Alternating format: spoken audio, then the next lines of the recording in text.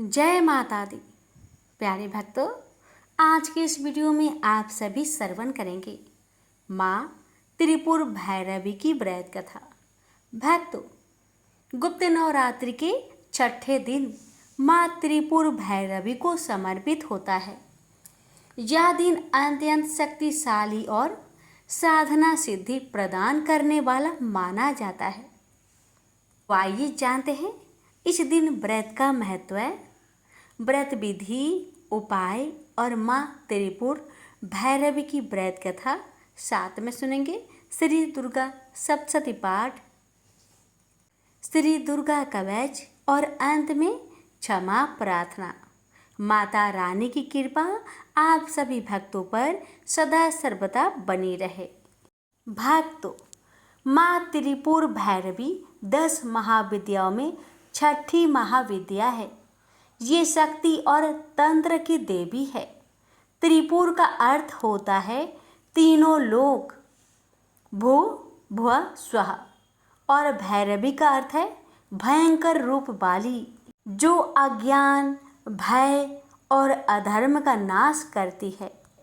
इस दिन व्रत करने और त्रिपुर भैरवी की आराधना से कायरता दूर होती है, आत्मविश्वास और पराक्रम की वृद्धि होती है। गुप्त रूप से तांत्रिक साधक इस दिन सिद्धियां प्राप्त करने के लिए विशेष साधना करते हैं। माँ त्रिपुर भैरवी की पूजा से दुष्ट ग्रहों, तांत्रिक बाधाओं और भय से मुक्ति मिलती है। यह दिन न्याय प्राप्ति, दुश्मनों पर विजय और आत्मिक बल बढ़ाने के लिए उत्तम है। भक्तों, इस दिन सुबह ब्रह्म मुहूर्त में उठकर स्नान करके लाल वस्त्र धारण करें। पूजा स्थान को स्वच्छ करके वहां लाल कपड़ा बिछाकर माँ त्रिपुर भैरवी की मूर्ति या चित्र स्थापित करें। माँ को लाल फूल, लाल चंदन, सिंदूर, कुमकुम, लौंग, इलायची, गुड़ और नारियल, पंचमेवा आदि अर्पित करें। त्रिपुर भैरवी के बीज मंत्र का जाप करें। कम से कम 108 बार जाप करें। दुर्गा सप्तशती का पाठ करें या त्रिपुर भैरवी स्रोत का पाठ करें। भक्तों, दिन भर उपवास रखें और संध्या में पुनः माँ की आरती करें। अंत में व्रत का संकल्प करके फलाहार या केवल जल ग्रहण करें अपनी श्रद्धा अनुसार। अब आइए जानते हैं इस दिन के उपाय। भक्तों, अगर शत्रु बहुत परेशान कर रहे हो आपको, तो इस दिन लाल मिर्ची और राई को हाथ में लेकर माँ के सामने घुमाकर जल में प्रवाहित करें। कोर्ट कचहरी के मुकदमे में जीत के लिए पीपल के पत्ते पर लाल चंदन से ओम भैरवे नमः लिखकर बहते जल में बहाए। भक्तों, तीसरा उपाय, भय भ्रम तंत्र बाधा से मुक्ति के लिए नींबू पर सिंदूर लगाकर माँ को अर्पित करें। बाद में उसे घर की सीमा पर रख दे। अब आइए श्रवण करते हैं माँ त्रिपुर भैरवी की व्रत कथा। प्राचीन काल में त्रिपुर नामक एक राक्षसी थी, जो तीनों लोगों को अपने आतंक से भयभीत करती थी। देवता, मुनि और साधक उसकी शक्ति के आगे असहाय हो गए।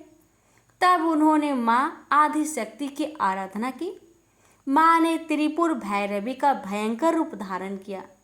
उनका रूप लाल वर्ण, गले में नरमुंडों की माला, हाथ में तलवार और खप्पर से युक्त था।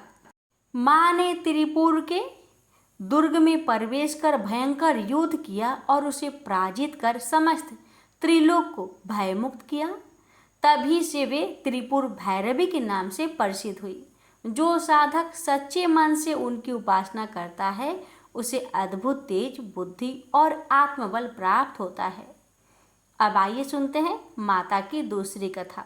भक्तों, चीयमान विश्व के अधिष्ठान दक्षिणामूर्ति काल भैरव है। उनकी शक्ति ही त्रिपुर भैरवी है। ये ललिता या महात्रिपुर सुंदरी की रथवाहिनी है। ब्रह्मांड पुराण में इन्हें योगिनियों की आदि शास्त्री देवी के रूप में चित्रित किया गया है। मत्स्य पुराण में इनके त्रिपुर भैरवी, कोलेश भैरवी, रुद्र भैरवी, चैतन्य भैरवी तथा नित्य भैरवी आदि रूपों का वर्णन प्राप्त होता है। इंद्रियों पर विजय और स्वतंत्र उत्कर्ष की प्राप्ति हेतु त्रिपुर भैरवी की उपासना का वर्णन शास्त्रों में मिलता है। महाविद्याओं में इनका छठा स्थान है। त्रिपुर भैरवी का मुख्य उपयोग घोर कर्म में होता है। इनके ध्यान का उल्लेख दुर्गा सप्तशती के 3 अध्याय में महिषासुर वध के प्रसंग में हुआ है। इनका रंग लाल है। ये लाल वस्त्र पहनती है, गले में मुंडमाला धारण करती है और स्तनों पर रक्त चंदन का लेप करती है। ये अपने हाथों में जप माला, पुस्तक तथा वर और अभय मुद्रा धारण करती है। ये कमला आसन पर विराजमान है। भगवती त्रिपुर भैरवी ने ही मधुपान करके महिषासुर का हृदय विदीर्ण किया था। रुदयामल एवं भैरवी कुल सर्वस्व में इनकी उपासना तथा कवच का उल्लेख मिलता है। संकटों से मुक्ति के लिए भी इनकी उपासना करने का विधान है। घोर कर्म के लिए काल की विशेष अवस्था जनित मानों को शांत कर देने वाली शक्ति को ही त्रिपुर भैरवी कहा जाता है।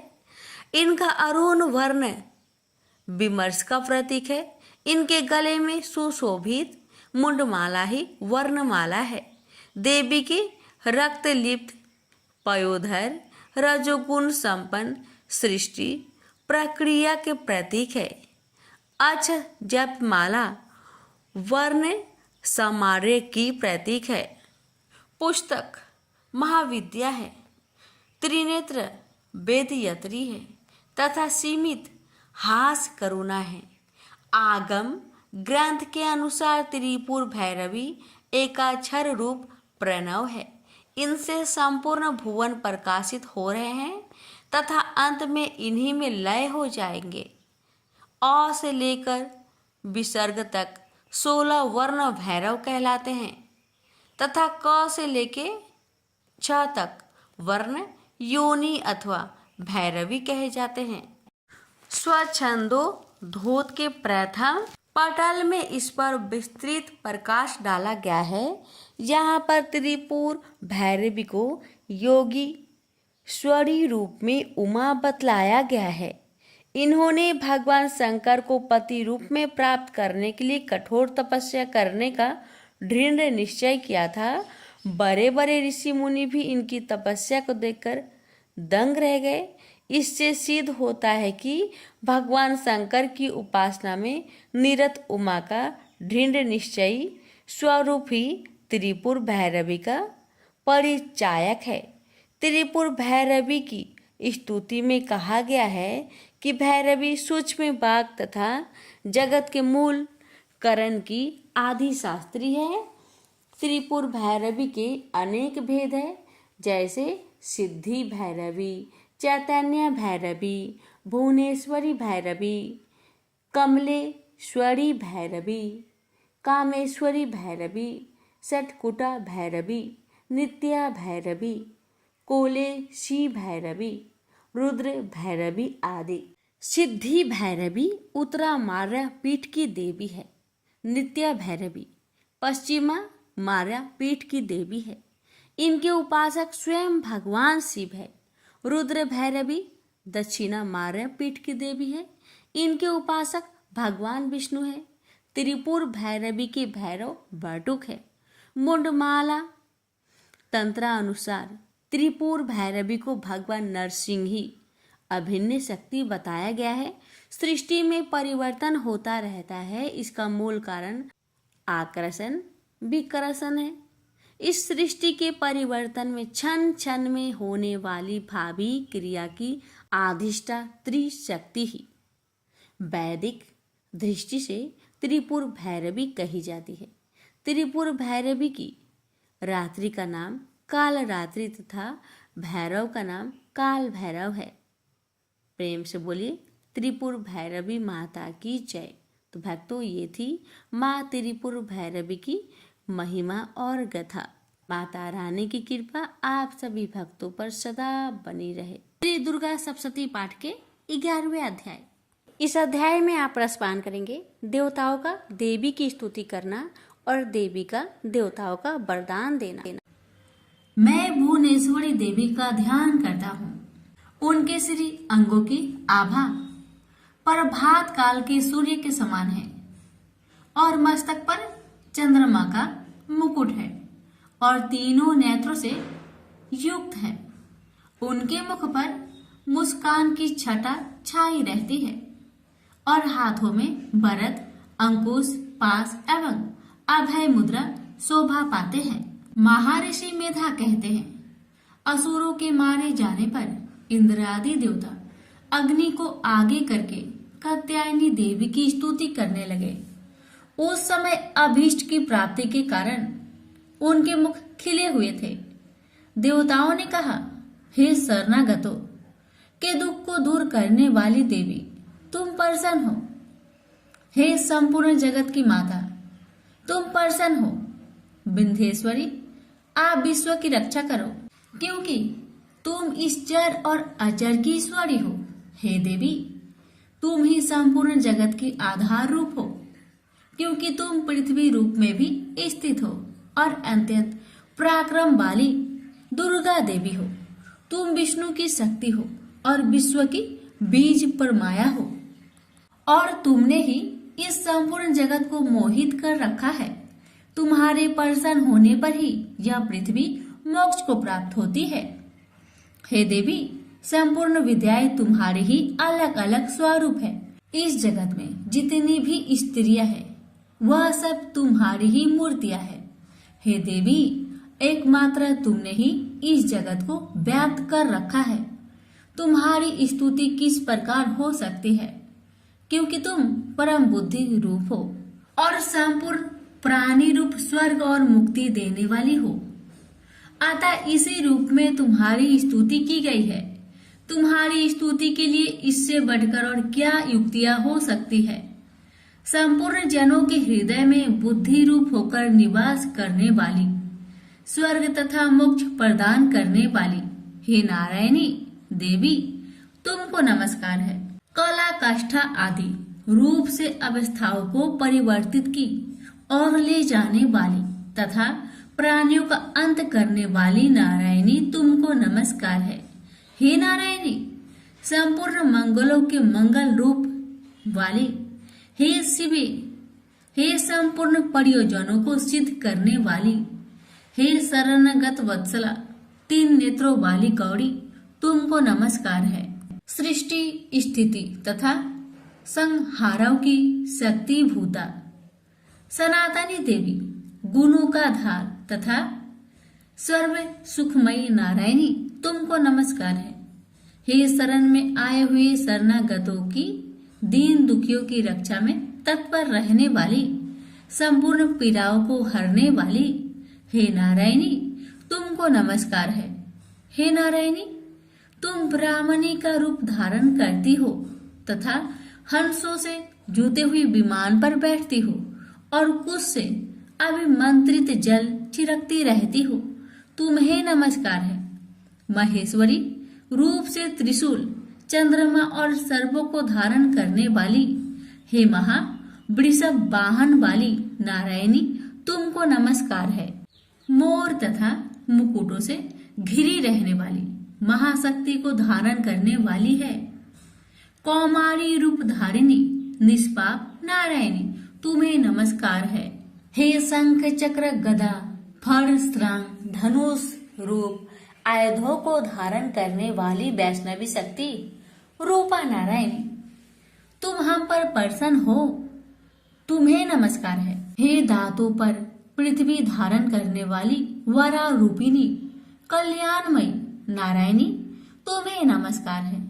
हे उग्र नरसिंह रूप से दैत्यों को मारने वाली, त्रिभुवन की रक्षा में संलग्न रहने वाली नारायणी, तुम्हें नमस्कार है।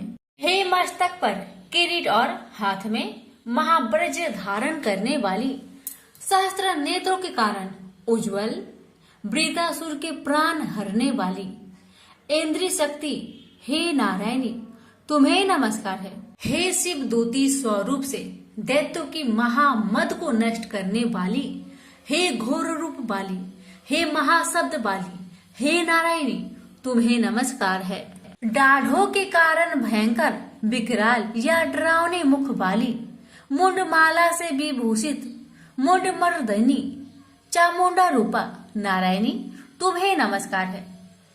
हे लक्ष्मी, लज्जा, महाविद्या, श्रद्धा, पुष्टि, स्वधा, ध्रुवा, महारात्रि तथा महाविद्या रूपा नारायणी तुम्हें नमस्कार है।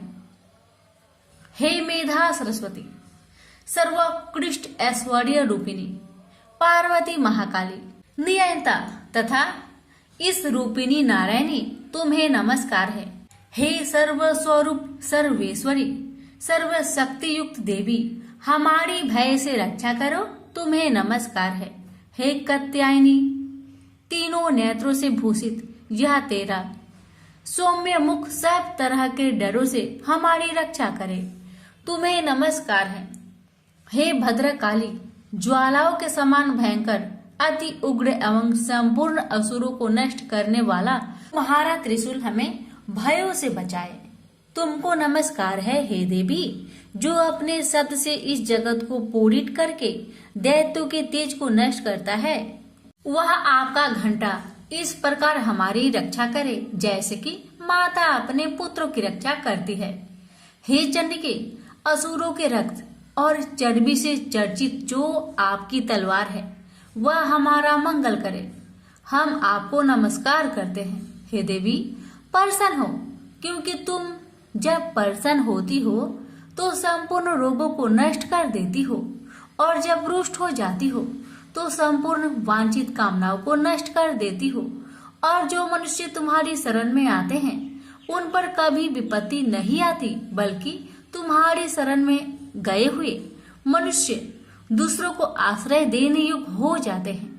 अनेक रूपों से बहुत प्रकार की मूर्तियों को धारण कर इन धर्मद्रोही असुरों का तुमने संहार किया है, वह तुम्हारा सिवा कौन कर सकता था। चतुर्दश विद्याएं, षष्ठ शास्त्र और चारों वेद तुम्हारे ही प्रकाश से प्रकाशित है, उनमें तुम्हारा ही वर्ण है।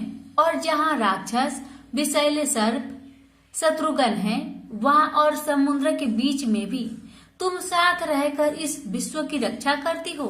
हे विश्वसरी देवी, तुम विश्व का पालन करने वाली विश्वरूपा हो, इसलिए संपूर्ण जगत को धारण करती हो। इसलिए ब्रह्मा, विष्णु, महेश की भी वंदनीय हो। जो भक्ति पूर्वक तुम्हें नमस्कार करते हैं वह विश्व को आश्रय देने वाले बन जाते हैं। हे देवी, तुम प्रसन्न हो और असुरों को मारकर जिस प्रकार हमारी रक्षा की है, ऐसे ही हमारे शत्रुओं से सदा हमारी रक्षा करती रहो। संपूर्ण जगत के पाप नष्ट कर दो और पापों तथा उनके फल स्वरूप होने वाली महामारी आदि बड़े दो उपद्रव को शीघ्र ही दूर कर दो। विश्व की पीड़ा को हरने वाली शरण में पड़े हुए पर प्रसन्न हो।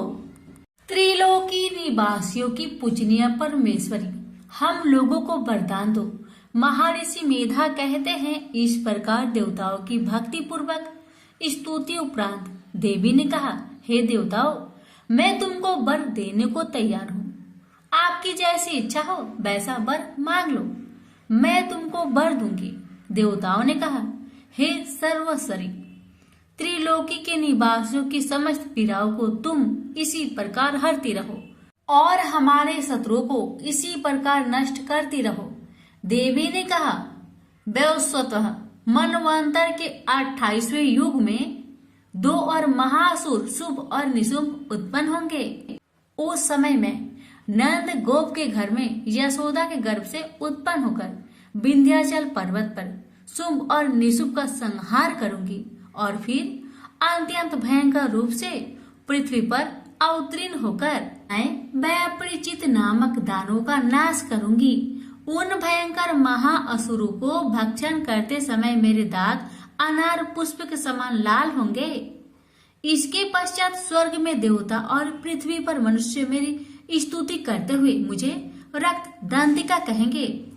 फिर जब 100 वर्ष तक वर्षा न होगी तो मैं ऋषियों की स्तुति करने पर अयोनिज नाम से प्रकट होंगी और अपने 100 नेत्रों से ऋषियों की ओर देखूंगी। अतः मनुष्य सक्ताची नाम से मेरा कीर्तन करेंगे। उसी समय मैं अपने शरीर से उत्पन्न हुए प्राणों की रक्षा करने वाले शाकों द्वारा सब प्राणियों का पालन करूंगी और तब इस पृथ्वी पर शाकंभरी के नाम से विख्यात होंगी और इसी अवतार में मैं दुर्गा नामक महाअसुर का वध करूंगी और इससे मैं दुर्गा देवी के नाम से परिचित होंगी। इसके पश्चात जब मैं भयानक रूप धारण करके हिमालय निवासी ऋषियों महाऋषियों की रक्षा करूंगी तब भीमा देवी के नाम से मेरी ख्याति होगी और जब फिर अरुण नामक असुर तीनों लोगों को पीड़ित करेगा तब मैं असंख्य भ्रमरों का रूप धारण कर उस महादैत्य का वध करूंगी। तब स्वर्ग में देवता और मृत्यु लोक में मनुष्य मेरी स्तुति करते हुए मुझे ब्राह्मणी नाम से पुकारेंगे। इस प्रकार जब जब पृथ्वी राक्षसों से पीड़ित होगी तब तब मैं अवतरित होकर शत्रुओं का नाश करूंगी। से बोलिए दुर्गा माता की जय। देवी कवच यानी दुर्गा कवच पाठ। पौराणिक मान्यता है कि मंत्रों में बहुत शक्ति होती है। अगर इस मंत्रों को सही से पढ़ा जाए तो प्रतिकूल कंपन को अधिक सकारात्मक और आकर्षक कंपन में बदलने की क्षमता होती है। अगर आप अपने चारों ओर फैली नकारात्मकता से परेशान हैं और आपको कोई रास्ता नहीं दिखाई पड़ रहा तो आपको दुर्गा कवच का पाठ करना चाहिए। ऐसा कहा जाता है कि वह व्यक्ति जो ईमानदारी से भक्ति और सही उच्चारण के साथ नियमित रूप से दुर्गा कवच को पढ़ता या सुनता है वह सभी बुराइयों से संरक्षित रहता है। 18 प्रमुख पुराणों में से एक मार्कंडेय पुराण के अंदर दुर्गा कवच देवी कवच के श्लोकों का उल्लेख है। दुर्गा कवच दुर्गा सप्तशती का एक आदित्य स्रोत है। दुर्गा कवच को भगवान ब्रह्मा ने ऋषि मार्कंडेय को सुनाया और इसमें 47 श्लोक शामिल है। इसके बाद 9 श्लोकों में फल श्रुति लिखित है। फल श्रुति का अर्थ होता है कि मंत्रों को सुनने या पढ़ने से क्या फल प्राप्त होता है। दुर्गा कवच का महत्व। दुर्गा कवच में भगवान ब्रह्मा जी ने देवी पार्वती माँ की 9 अलग अलग देवीय रूपों के बारे में बताया है। भगवान ब्रह्मा हर किसी को देवी कवच को पढ़ने या सुनने के लिए देवी माँ का आशीर्वाद मांगने के लिए अनुरोध करते हैं। जो भी इस कवच का नित्य पाठ करता या सुनता है वह माँ दुर्गा से विशेष आशीर्वाद प्राप्त करता है। नकारात्मकता को खत्म करने के लिए एक शक्तिशाली मंत्रों का संग्रह देवी कवच के रूप में विद्यमान है। यह जातक को किसी भी बुरी आत्माओं से बचाने के लिए एक कवच के लिए रूप में कार्य करता है। भक्तों, अब जानते हैं दुर्गा कवच का पाठ कैसे करें। दुर्गा कवच का पाठ दुर्गा सप्तशती के आरंभ में और दुर्गा सप्तशती पाठ के बाद में करना चाहिए। दुर्गा कवच का पाठ करने से पहले स्नान करके स्वच्छ वस्त्र धारण कर ले। इसके बाद माँ का ध्यान करे और घी का दीप जलाए। दुर्गा कवच का पाठ शुरू करने से पहले अपने मन से सभी दुर्भावनाओं को दूर कर दे और सिर्फ माँ की भक्ति के बारे में विचार करे। माँ को पुष्प अर्पित करने के बाद फल मिष्ठान का भोग लगाए और दुर्गा कवच का पाठ शुरू करे। दुर्गा कवच का पाठ करने के लाभ। दुर्गा कवच का पाठ करने से जातक के मन और उसके आसपास से नकारात्मक ऊर्जाओं का नाश होता है। दुर्गा कवच का पाठ करने से जातक को प्रेत बाधा जैसी समस्याओं से जल्दी मुक्ति मिल जाती है। दुर्गा कवच का पाठ करने से अकाल मृत्यु जैसे संकट दूर होते हैं। दुर्गा कवच का पाठ करने से बड़े से बड़े संकट का निवारण होता है। दुर्गा कवच का पाठ करने से असाध्य रोगों से मुक्ति मिलती है। इतना ही नहीं, दुर्गा कवच का पाठ से न्यायालय से जुड़ी मामलों में जीत हासिल होती है। भक्तों, इस पावन दुर्गा कवच का पाठ करने से इतना ही नहीं, शत्रुओं में भी विजय हासिल होती है। अब जानिए दुर्गा कवच पाठ करने के कुछ नियम। दुर्गा कवच करते समय शब्दों के उच्चारण का विशेष ध्यान देना चाहिए। अगर आप संस्कृत में पाठ नहीं कर पा रहे तो हिंदी में पाठ करें, लेकिन गलत उच्चारण में इसका पाठ कभी ना करें। दुर्गा कवच का पाठ करते समय प्याज, लहसुन, तंबाकू, मांस, मदिरा और किसी भी प्रकार के तामसिक भोजन को ना ग्रहण करें। दुर्गा कवच का पाठ करते समय पूर्ण ब्रह्मचर्य का पालन करना चाहिए। दुर्गा कवच का पाठ करते समय मन में कोई भी छल कपट, लोभ, लालच को नहीं रखना चाहिए और सच्चे मन से माँ की आराधना करनी चाहिए। दुर्गा कवच का पाठ करते समय स्वच्छ और सुगंधित वातावरण होना चाहिए। आसपास गंदगी ना हो, इसका विशेष ध्यान देना चाहिए। आइए रसपान करते हैं श्री दुर्गा कवच पाठ। प्रारंभ है। महर्षि मार्कंडेय बोले, हे पितामह, संसार में जो गुप्त हो और मनुष्यों की सब प्रकार से रक्षा करता हो और जो आपने किसी को आज तक न बताया हो, वह कवच मुझे बताइए। श्री ब्रह्मा जी कहने लगे, अत्यंत गुप्त व सब प्राणियों की भलाई करने वाला कवच मुझसे सुनो। प्रथम शैलपुत्री, दूसरी ब्रह्मचारिणी, तीसरी चंद्र घंटा, चौथी कुष्मांडा, पांचवी स्कंद माता, छठी कात्यायनी, सातवीं कालरात्रि, आठवीं महागौरी, नौवीं सिद्धिदात्री। यह देवी की 9 मूर्तियां हैं और यह 9 दुर्गा कहलाती है। आग में जलता हुआ रण में शत्रु से घेरा हुआ, विषम संकट में फंसा हुआ मनुष्य आदि दुर्गा के नाम का स्मरण करे तो उनको कभी भी कोई हानि नहीं होती। रण में उसके लिए कुछ भी आपत्ति नहीं और ना उसे किसी प्रकार का दुख या डर ही होता है।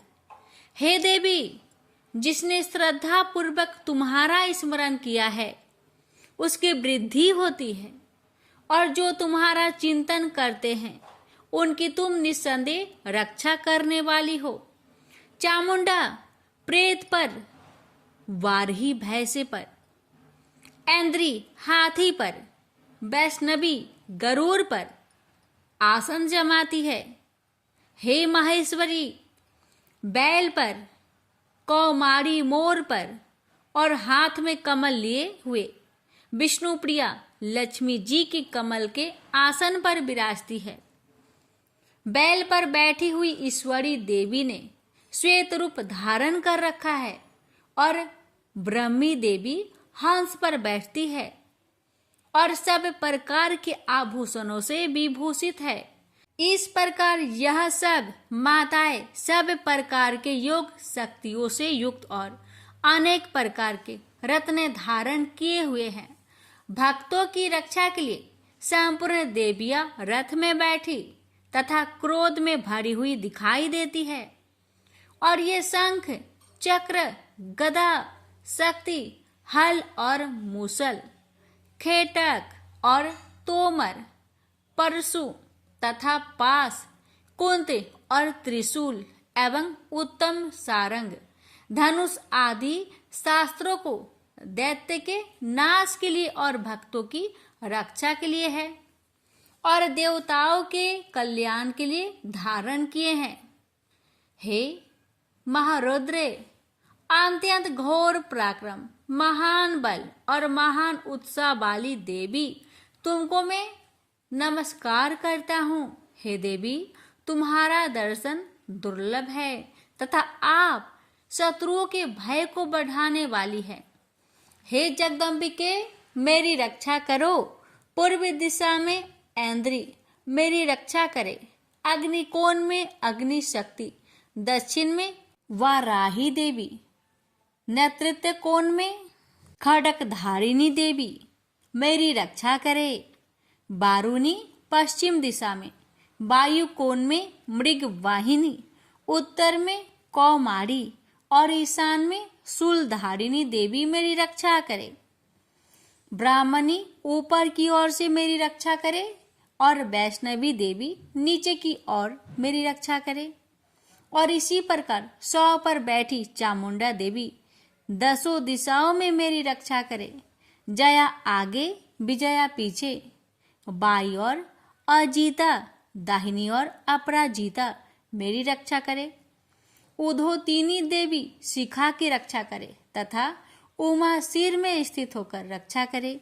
इसी प्रकार मस्तक में मालाधरी देवी रक्षा करे और यशस्वी देवी मेरी भौहों का संरक्षण करे।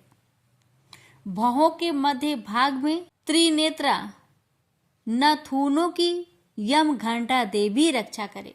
नेत्रों के मध्य में शंखिनी देवी और द्वार बासिनी कानों की रक्षा करे। कपोलों की कालिका देवी और कानों के मूल भाग की भगवती साकरी रक्षा करे। सुगंधा नासिका में और चर्चिका ऊपर की होठ में और अमृत कला नीचे की होठ की सरस्वती देवी जीभ की रक्षा करे। कौमारी देवी दांतों की और चंडिका कंठ परिवेश की रक्षा करे। चित्र घंटा गले की घंटी की और महामाया तालू की रक्षा करे। कामाक्षी ठोड़ी की, सर्वमंगला बानी की रक्षा करे। भद्रकाली गर्दन की और धनुर्धरी पीठ के मेरुदंड की रक्षा करे। कंठ के बाहरी भाग की नीलग्रीवा और कंठ की नली की नल कुबरी रक्षा करे। दोनों कानों की खाडिंगिनी और वज्रधारिणी मेरी दोनों बाहों की रक्षा करे। दंडिनी दोनों हाथों की और अंबिका देवी समस्त उंगलियों की रक्षा करे। शूलेश्वरी देवी संपूर्ण नखों की, कुलेश्वरी देवी पेट की रक्षा करे। महादेवी दोनों स्तनों की, शोक विनाशिनी मन की रक्षा करे। ललिता देवी हृदय की, शूलधारिणी उदर की रक्षा करे। कामिनी नाभि की, गुहोश्वरी गुहा स्थान की, पुतना और कामिका लिंग की और महिषा वाहिनी गुदा की रक्षा करे। भगवती खटी भाग में और विंध्यावासिनी घुटनों की रक्षा करे। संपूर्ण इच्छाओं को पूर्ण करने वाली महाबला देवी दोनों पिंडलियों की रक्षा करे। नरसिंही दोनों टकुनों की और तेजसी देवी दोनों पावों के पृष्ठ भाग की, श्रीधरी पावों की अंगुलियों की तथा बासनी पैर की तलुओं की। दंष्ट्रा करालिनी देवी नखों की, ऊर्ध केशविनी केशों की, बागेश्वरी त्वचा की रक्षा करे। रोमा बलियों के छेद्रों की, कौबेरी और त्वचा की बागेश्वरी देवी रक्षा करे। पार्वती देवी रक्त, मज्जा, बसा, मांस, हड्डी की रक्षा करे।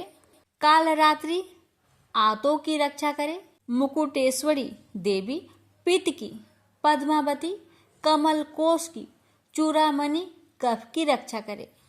ज्वालामुखी नसों के जल की रक्षा करे। अभेदा देवी शरीर के सब जोड़ों की रक्षा करे।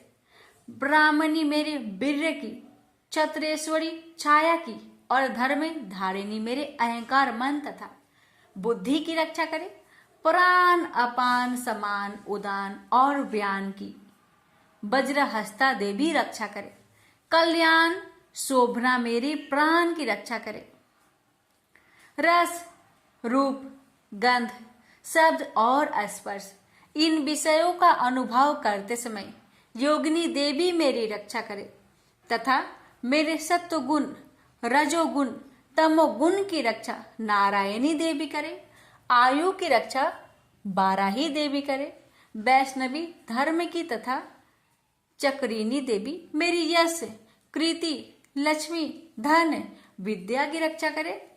इंद्राणी मेरे शरीर की रक्षा करे और हे चंडिके आप मेरे पशुओं की रक्षा करें।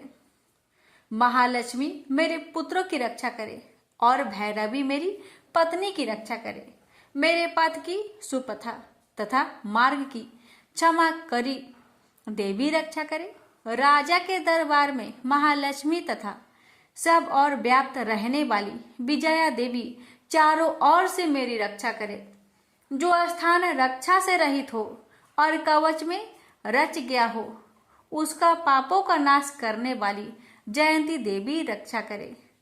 अपना शुभ चाहने वाले मनुष्य को बिना कवच के एक पग भी कहीं न जाना चाहिए, क्योंकि कवच रखने वाला मनुष्य जहां भी जाता है वहां उसे अवश्य धन लाभ होता है तथा विजय प्राप्त करता है। अभीष्ट वस्तु की इच्छा करता है, वह उसको इस कवच के प्रभाव से अवश्य मिलती है और वह इसी संसार में महा ऐश्वर्य को प्राप्त होता है। कवचधारी मनुष्य निर्भय होता है और वह तीनों लोकों में माननीय होता है। देवी का यह कवच देवताओं के लिए भी कठिन है। जो नित्य प्रति नियम पूर्वक तीनों संध्याओं को श्रद्धा के साथ इनका पठन पाठन करता है, उसे देव शक्ति प्राप्त होती है। वह तीनों लोकों को जीत सकता है तथा अकाल मृत्यु से रहित होकर 100 वर्ष तक जीवित रहता है। उसकी लुता, चर्म रोग, विस्फोट आदि समस्त व्याधियां समूल नष्ट हो जाती है। वह अस्थावर, जंगम तथा कृत्रिम विष दूर होकर उनका कोई असर नहीं होता है तथा समस्त अभिचारक प्रयोग और इस तरह के जितने मंत्र तंत्र इत्यादि होते हैं, इस कवच के हृदय में धारण कर लेने पर नष्ट हो जाते हैं।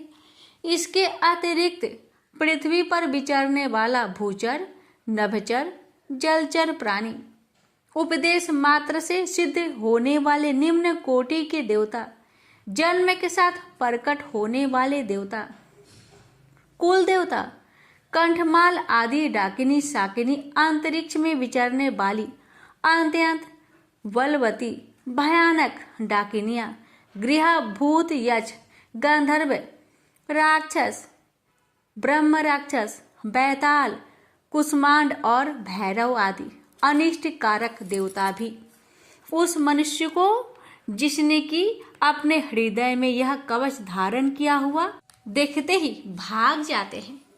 इस कारण कवच के धारण करने से मान और तेज बढ़ता है। जो मनुष्य इस कवच का पाठ करके उसके पश्चात सप्तशती चंडी का पाठ करता है, उसका यश जगत में विख्यात होता है। और जब तक वन पर्वत और कना आदि इस भूमंडल पर स्थित है, तब तक यह पुत्र पौत्र आदि संतान परंपरा बनी रहती है। फिर देहांत होने पर ऐसा मनुष्य परम पद को प्राप्त होता है, जो देवताओं के लिए भी कठिन है, और अंत में सुंदर रूप को धारण करके भगवान शंकर के साथ आनंद करता हुआ परम मोक्ष को प्राप्त होता है।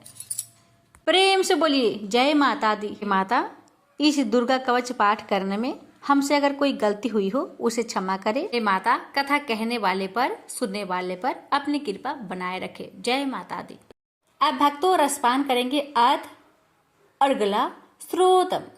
मार्कंडेय जी कहते हैं, जयंती मंगला काली, भद्र काली, कपालिनी, दुर्गा, क्षमा शिवा, धात्री, स्वाहा और स्वधा, इन नामों से प्रसिद्ध देवी, तुम्हें मैं नमस्कार करता हूँ। हे देवी, तुम्हारी जय हो। प्राणियों के संपूर्ण दुख हरने वाली तथा सब में व्याप्त रहने वाली देवी, तुम्हारी जय हो। काल रात्रि तुम्हें नमस्कार है। मधु और केटभ दैत्य का वध करने वाली, ब्रह्मा को वरदान देने वाली देवी, तुम्हें नमस्कार है। तुम मुझे रूप दो, जय दो, यश दो और काम क्रोध आदि शत्रुओं का नाश करो।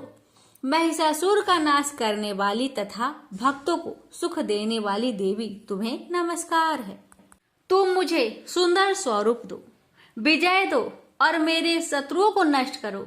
हे रक्त बीज का वध करने वाली, हे चंड मुंड को नाश करने वाली, तुम मुझे रूप दो, जय दो, यश दो और काम क्रोध आदि शत्रुओं का नाश करो।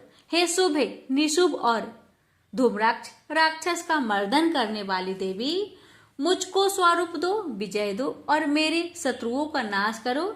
हे पूजित चरण युगल वाली देवी, हे संपूर्ण सौभाग्य प्रदान करने वाली देवी, तुम रूप दो, जय दो, यश दो और काम क्रोध आदि शत्रुओं का नाश करो। हे देवी, तुम्हारे रूप और चरित्र अमित है, तुम सब शत्रुओं का नाश करने वाली हो। मुझे रूप, जय, यश दो और काम क्रोध आदि शत्रुओं का नाश करो।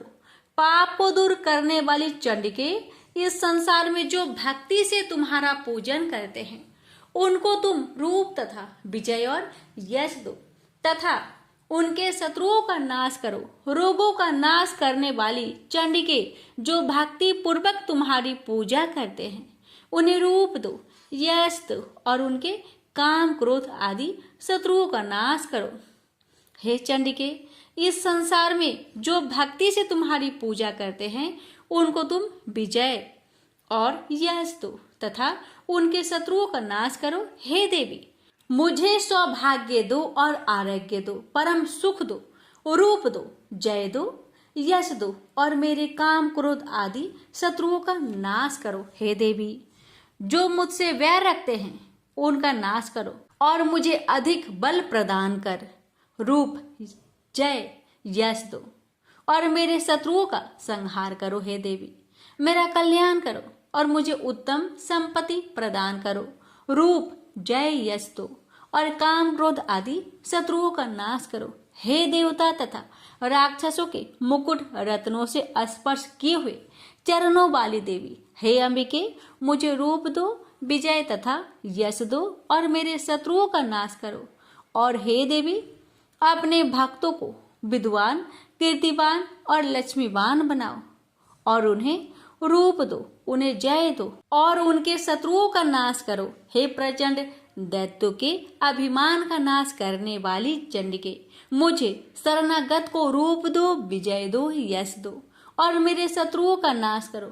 हे चार भुजाओं वाली, हे ब्रह्मा द्वारा प्रशंसित परमेश्वरी, आप मुझे रूप दो, जय दो, यश दो और मेरे शत्रुओं को नष्ट करो। निरंतर भक्ति से भगवान विष्णु से सदा स्तुति की हुई हे अंबिके, रूप, यश, जय दो और मेरे शत्रुओं को नष्ट करो। हिमाचल कन्या पार्वती के भगवान शंकर से स्तुति की हुई है परमेश्वरी, मुझे रूप, जय, यश दो और मेरे शत्रुओं का नाश करो। इंद्राणी के पति इंद्र के द्वारा सद्भाव से पूजित होने वाली परमेश्वरी, मुझे तुम रूप दो, जय दो, यश दो और काम क्रोध आदि शत्रुओं को नष्ट करो। प्रचंड भुजदंड से दैत्यों के घमंडों को नष्ट करने वाली, मुझे रूप दो, जय दो, यश दो और मेरे शत्रुओं का नाश करो। हे देवी, तुम अपने भक्तों को सदा असीम आनंद देती हो, मुझे रूप, जय, यश दो और मेरे काम क्रोध आदि शत्रुओं को नष्ट करो। देवी, मेरी इच्छा अनुसार चलने वाली सुंदर स्त्री मुझे प्रदान करो कि संसार सागर से तरने वाली तथा उत्तम कुल में उत्पन्न हुई हो। जो मनुष्य पहले इस स्रोतम का पाठ करता है और फिर सप्तशती रूपी महास्रोत का पाठ करता है, वह सप्तशती की जप संख्या से मिलने वाले श्रेष्ठ फल को प्राप्त होता है और उसके साथ ही उसे प्रचुर धन भी प्राप्त होता है। प्रेम से बोलिए जय माता दी। भक्तों, रसपान करे अथ किलक स्रोतम। महर्षि मार्कंडेय बोले, निर्मल ज्ञान रूपी शरीर धारण करने वाली, देवत्रय रूप दिव्य तीन नेत्र वाली, जो कल्याण प्राप्ति के हेतु है तथा अपने मस्तक पर अध्र चंद्र धारण करने वाली है, उन भगवान शंकर को नमस्कार है। जो मनुष्य अभिकीलक मंत्रों को जानता है वही पुरुष कल्याण को प्राप्त करता है। जो अन्य मंत्रों को जाप कर केवल सप्तशती स्रोत से ही देवी की स्तुति करता है, उसको इससे ही देवी की सिद्धि हो जाती है। उन्हें अपने कार्य की सिद्धि के लिए दूसरे की साधना करने की आवश्यकता नहीं रहती। बिना जप के ही उनके उच्चाटन आदि सिद्ध हो जाते हैं। लोगों के मन में शंका थी कि केवल सप्तशती की उपासना से अथवा सप्तशती को छोड़कर अन्य मंत्रों की उपासना से भी समान रूप से सब कार्य सिद्ध हो जाते हैं। तब इनमें कौन सा श्रेष्ठ साधन है? लोगों की इस शंका को ध्यान में रखकर भगवान शंकर ने अपने पास आए हुए जिज्ञासुओं को समझाया कि यह सप्तशती नामक संपूर्ण स्रोत ही कल्याण कर देने वाला है।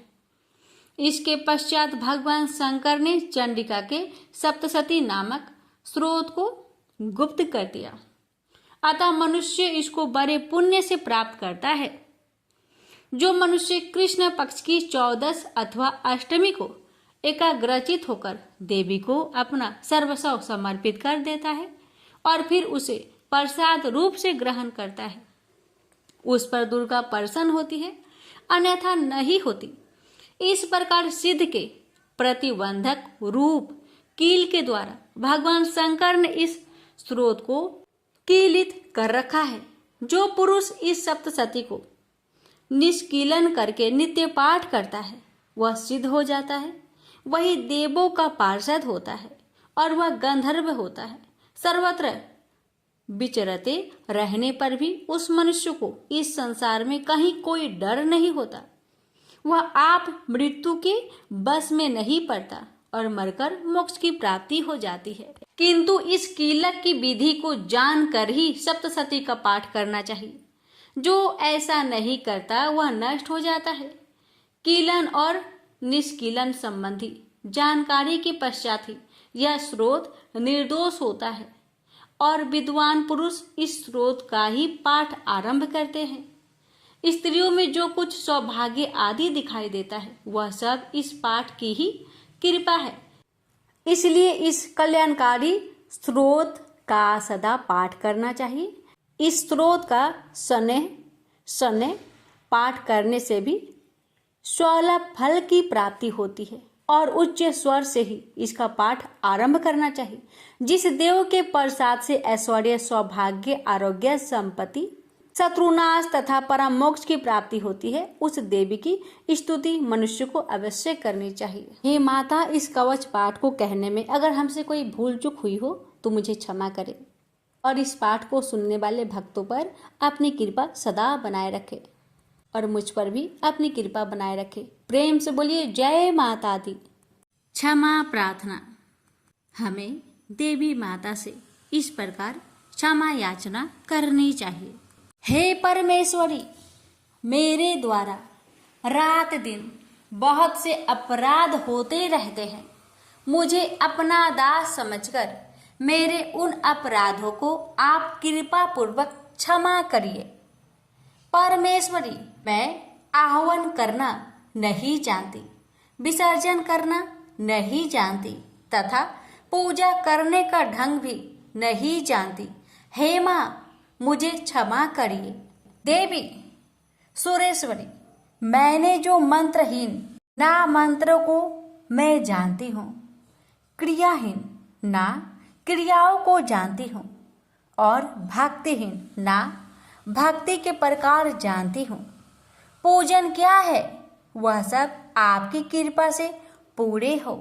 सैकड़ों अपराध करने के बाद भी जो आपके शरण में आके जगदम्बा कहकर पुकारता है उसे वह गति प्राप्त होती है, जो ब्रह्मादि देवताओं के लिए भी पाना आसान नहीं है। जगदम्बिके, मैं अपराधी हूँ किंतु आपकी शरण में आया हूँ। इस समय दया का पात्र हूँ, आप जैसा चाहे वैसा करे।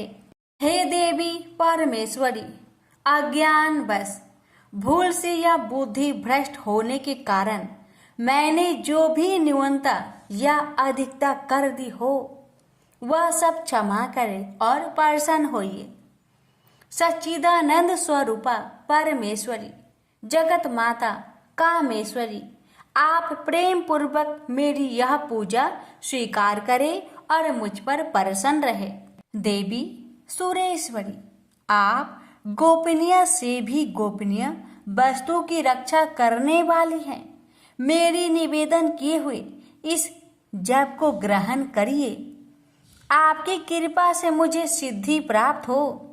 इस प्रकार क्षमा प्रार्थना मंत्र के पाठ से दुर्गा माता आपके जाने अनजाने में हुए सारे अपराधों को क्षमा करेंगी और उनकी कृपा सदैव आपके ऊपर बनी रहेगी। तो प्रेम से बोलिए जगदम्बा माता की जय।